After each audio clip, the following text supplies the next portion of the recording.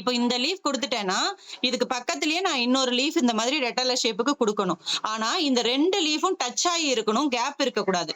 ஓகேவா? அப்ப நான் 2வது லீஃப் எடுக்கிறது வந்து பாருங்க, இந்த ஃபர்ஸ்ட் லீஃபோட எண்டு நல்லா பாருங்க, கேப்பே விடாத இங்க பாருங்க இப்படி எடுக்கிறேன். ஓகேவா? அப்பதான் 2க்கு நடுவுல கேப் வராது.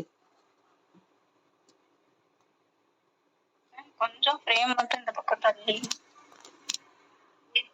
ஓகே. ஓகேவா?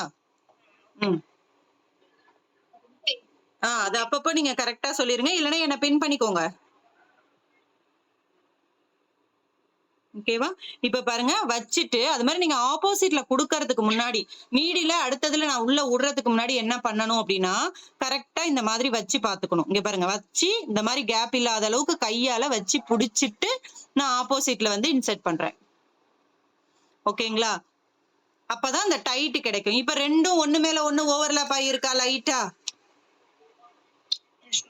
ஏன்னா இந்த 2க்கும் கேப் வராத அளவுக்கு நம்ம பண்ணணும். ஓகேவா? அதுதான் பெஸ்ட்.